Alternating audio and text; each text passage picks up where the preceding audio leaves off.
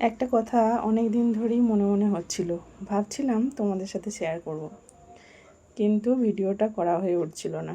তাই আজকে ভাবলাম ভিডিওটা করি আর তোমাদের সাথে কথাটা শেয়ার করি।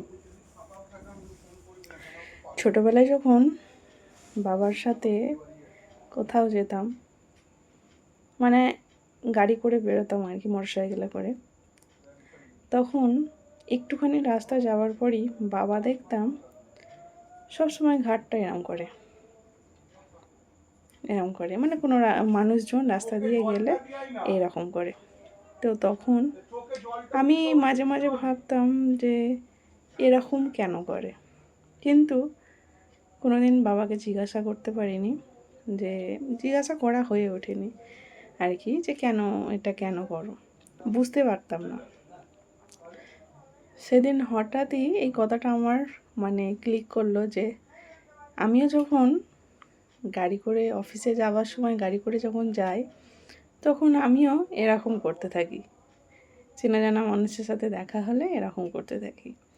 তো হঠাৎই একদিন যেতে যেতে মনে হলো যে ও আচ্ছা, বাবা এই কারণেই সবসময় ঘাটটা এরকম করতো।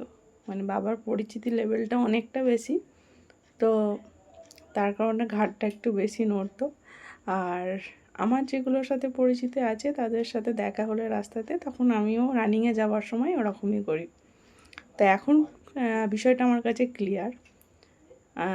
আগে সত্যিই বুঝিনি যে কেন এটা করে, আর কখনো এটা নিয়ে ভাবিও নি বা জিজ্ঞাসাও করা হয়নি, করিও নি গো। হঠাৎই সেদিন যেতে যেতে আমার এই কথাটা মনে হলো, আচ্ছা তাহলে বাবা এই কারণেই এরকম করতো। অনেকদিন ভাবছিলাম তোমাদের সাথে শেয়ার করব, তাই আজকে শেয়ার করলাম।